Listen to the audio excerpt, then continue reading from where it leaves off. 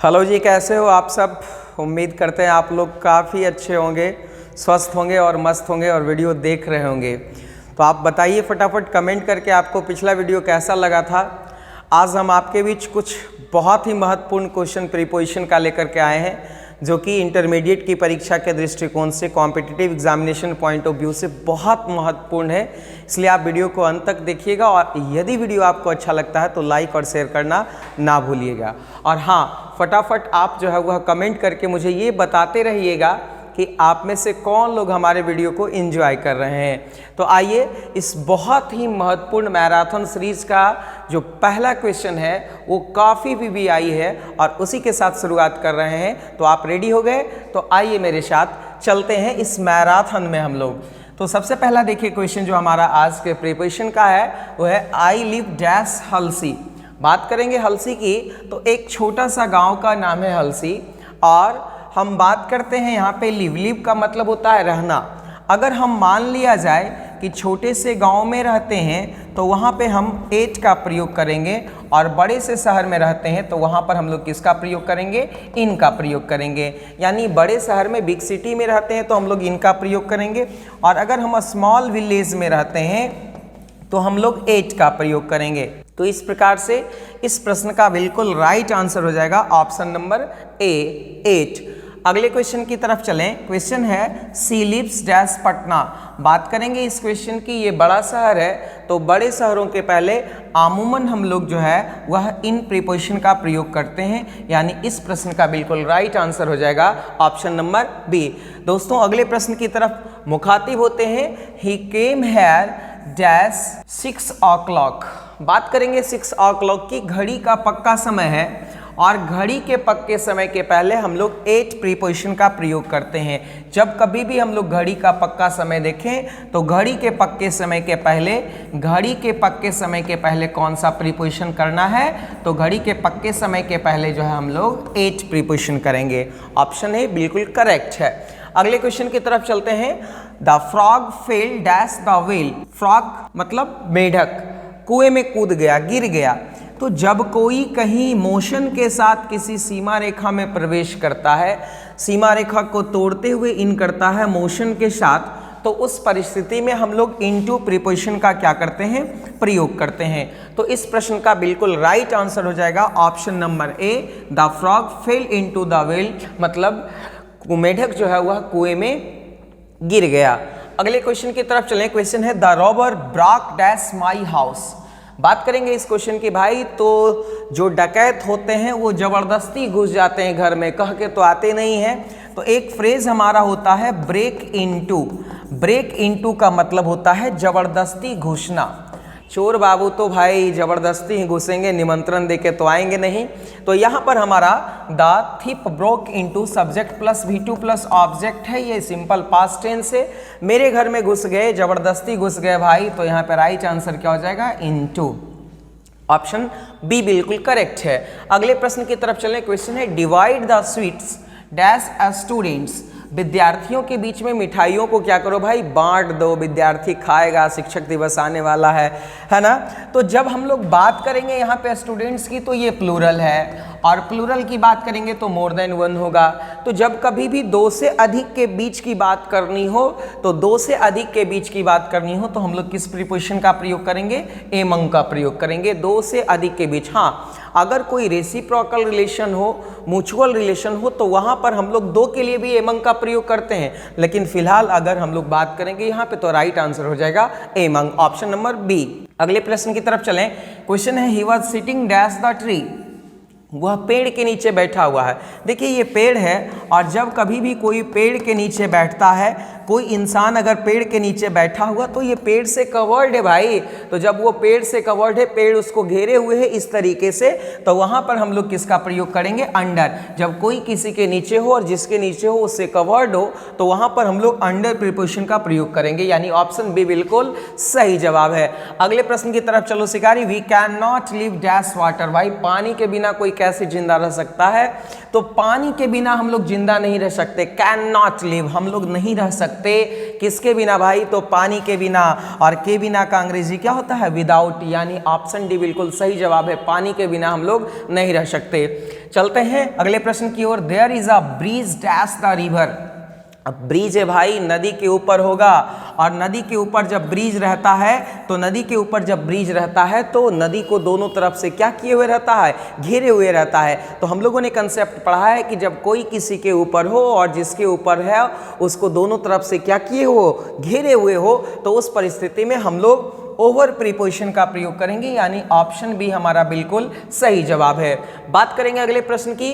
बहुत ही लाजवाब क्वेश्चन है। He goes to college. College के पहले यहाँ टू क्यों लगा भाई? यह भी एक प्रीपोजिशन है, क्योंकि ये मोशन है, गति है। और जिस मोशन को जो है वह अपना डेस्टिनेशन पता हो, वैसा मोशन जिसे डेस्टिनेशन पता हो, जिसे लक्ष्य पता हो, वो कौन सा प्रीपोजिशन लेता भाई? वो टू लेता है।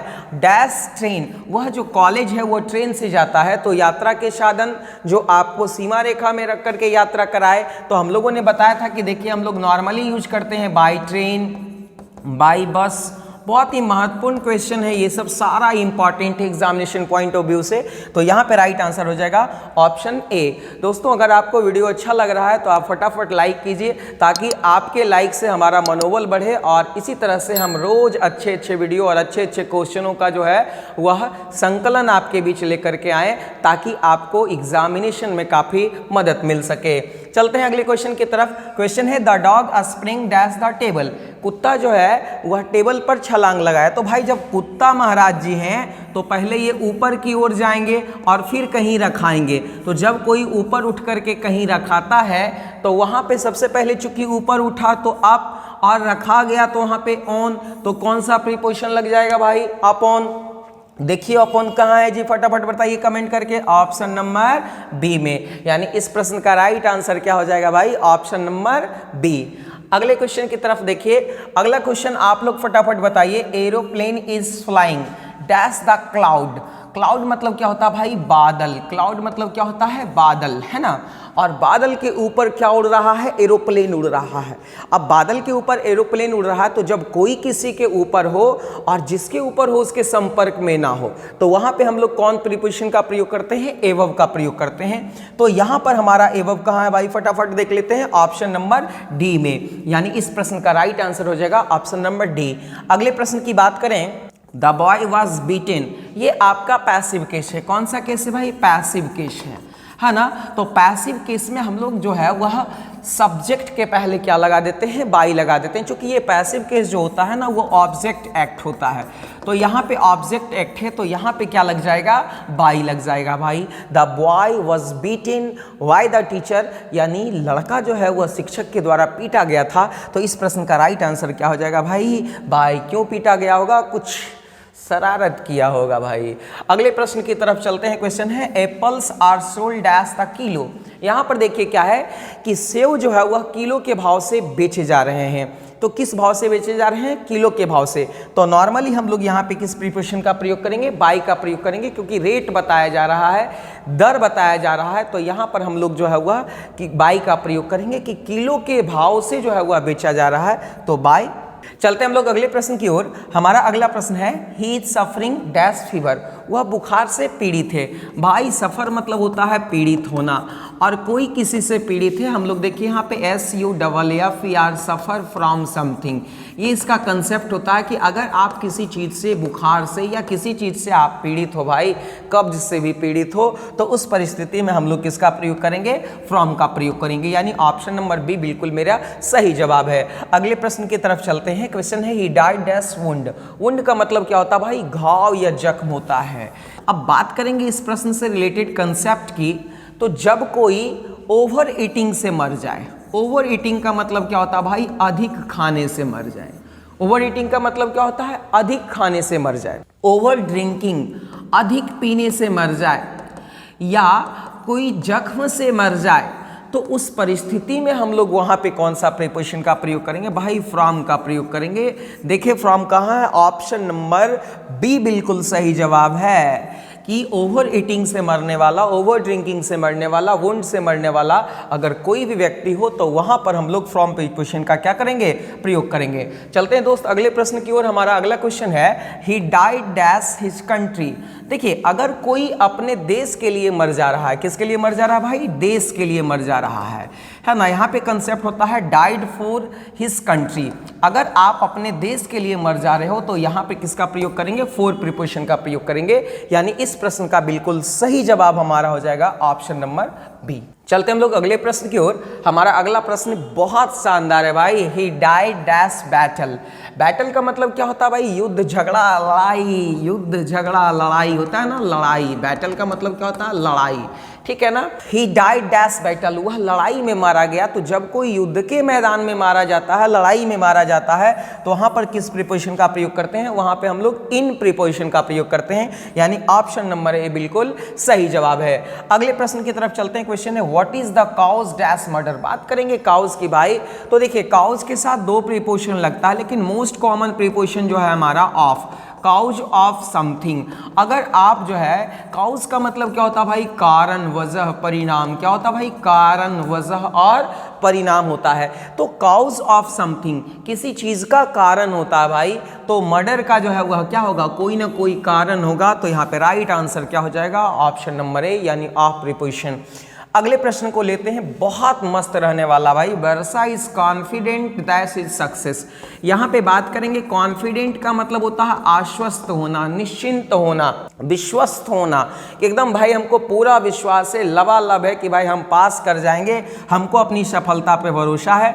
तो कॉन्फिडेंट ऑफ वंस सक्सेस, अगर कोई अपनी सफलता को लेकर के आश्वस्त होता है तो वहां पे हम लोग किसका प्रयोग करेंगे गुरु, तो ऑफ प्रीपोजिशन का प्रयोग करेंगे। फटाफट बताइएगा आप लोग, आप देख रहे हैं कि नहीं, कौन कौन लोग जुड़े हुए हैं, जरा आप लोग अपना जो है वह उपस्थिति दर्ज कराते रहिए और लाइक बटन को हिट करते रहिए, ताकि आपका एक लाइक बटन पे हिट करना हमारे एनर्जी को डबल करता है। और भाई जब हमारा एनर्जी डबल होगा तो आपका मार्क्स डबल होगा। चलते हैं अगले प्रश्न की ओर। हमारा अगला क्वेश्चन है he comes dash a rich family. देखिए जब यहाँ पे दो चीज होती है, एक बिलोंग टू का मतलब होता है ताल्लुकात रखना, और एक होता है कम्स ऑफ। तो यहाँ पे जो कम्स ऑफ है इसका मतलब भी होता है ताल्लुकात रखना। यानी बिलोंग के साथ टू प्रीपोजिशन का प्रयोग करते हैं और कम के साथ क्या करते हैं, ऑफ प्रीपोजिशन का।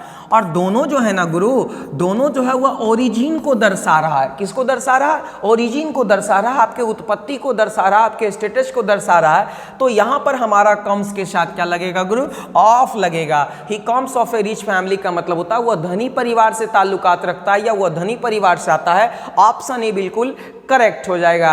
अगले प्रश्न की तरफ चलते हैं। हमारा अगला क्वेश्चन है this table is made dash would. देखिए यहाँ पे हम लोग ध्यान रखेंगे कि यह जो टेबल है वो लकड़ी का बना है। तो मेड के साथ हम लोग नॉर्मली दो प्रीपोजिशन का प्रयोग करते हैं गुरु, एक फ्रॉम और दूसरा ऑफ।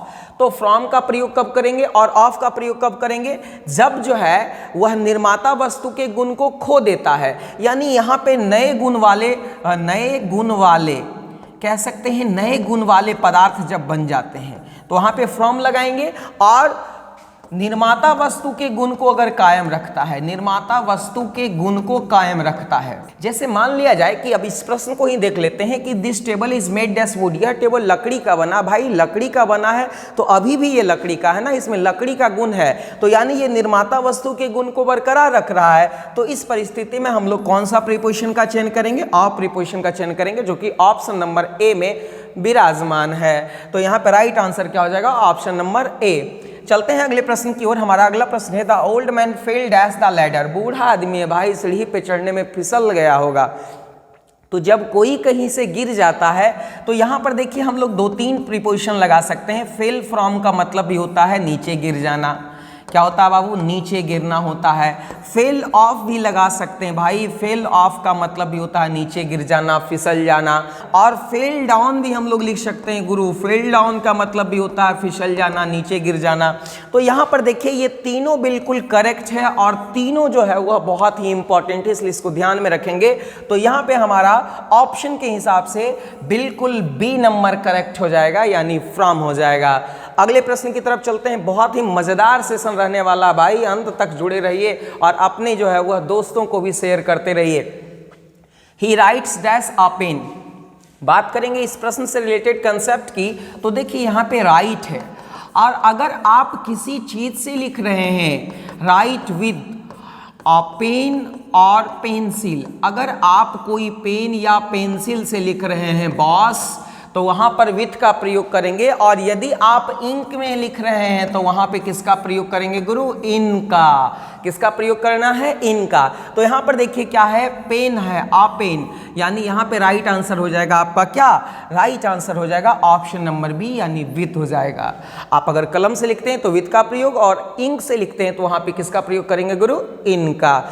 चलते हैं अगले प्रश्न की ओर। बहुत ही महत्वपूर्ण, वैसी गति जिसे लक्ष्य पता हो, जिसे डेस्टिनेशन पता हो, टू। और हम लोग देखते क्या है कि मॉर्निंग और इवनिंग के पहले, मॉर्निंग के साथ क्या लगेगा? मॉर्निंग और इवनिंग, EVENING, इवनिंग के साथ हम लोग कौन से प्रीपोजिशन का प्रयोग करते हैं गुरु? इन का।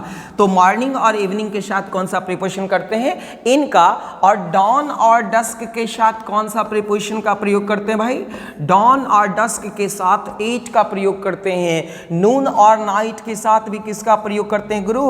नून और नाइट के साथ भी हम लोग एट प्रीपोजिशन का प्रयोग करते हैं। तो हम लोगों को ये चीजें ध्यान में रखनी है कि मॉर्निंग और इवनिंग के पहले इन का प्रयोग, डॉन डस्क और नून और नाइट के साथ किसका प्रयोग करेंगे भाई? एट का।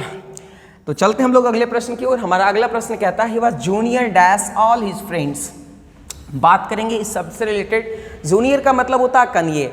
जब कहीं जूनियर लिखा हो, सीनियर लिखा हो भाई, जूनियर हो, सीनियर हो, इंटीरियर हो, इंफीरियर हो, है ना, तो इस परिस्थिति में हम लोग देखिए क्या है कि इस परिस्थिति में हम लोग टू प्रीपोजिशन का प्रयोग करेंगे।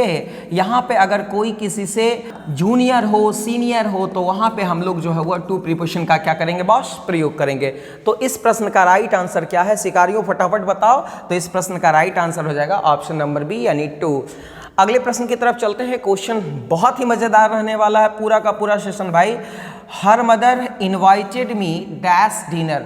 उसकी माँ ने मुझे डिनर पे बुलाया है।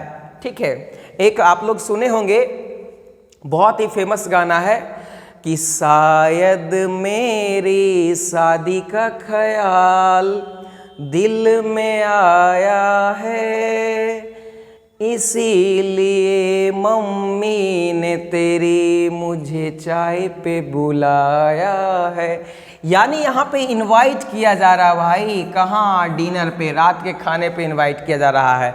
तो लक्ष्य पता है भाई, लक्ष्य पता है, और यहाँ पे हम लोग लगाते हैं इनवाइटेड टू डिनर या लंच। डिनर या लंच, जब कभी भी डिनर या लंच पे हम लोग इनवाइट करते हैं तो वहां पे किसका प्रयोग करेंगे?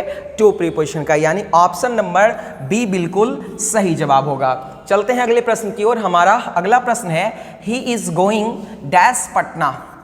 मैंने अभी तुरंत बात करी है कि जिस भी मोशन को, जिस भी गति को लक्ष्य पता हो भाई, जा रहा है, कहाँ जा रहा है? पटना जा रहा है, तो मोशन है और डेस्टिनेशन है, तो मोशन है, डेस्टिनेशन है, कौन सा प्रीपोजिशन लगेगा जी? खटाखट बताओ। टू, ऑप्शन नंबर बी बिल्कुल सही जवाब है। चलते हैं अगले प्रश्न की ओर। अब हम लोग अंतिम पड़ाव की ओर है भाई, तो एक बार जरा प्यार से लाइक बटन को हिट कर दो ना।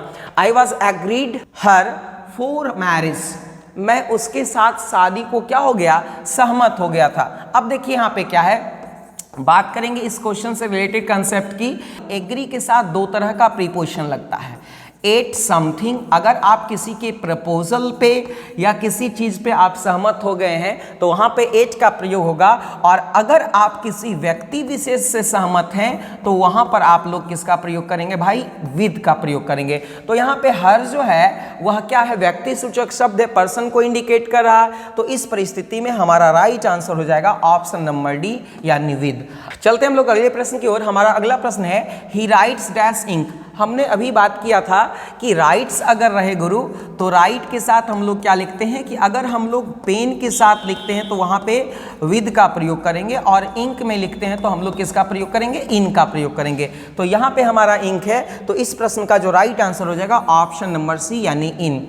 तो दोस्तों उम्मीद करते हैं कि आपको ये वीडियो बहुत अच्छा लगा होगा, और यदि ये वीडियो अच्छा लगा है तो कमेंट करके ज़रूर बताइए कि आपको ये वीडियो कैसा लगा और आपकी तैयारी कैसी चल रही है। और स्वस्थ रहिए, मस्त रहिए, मुस्कुराते रहिए।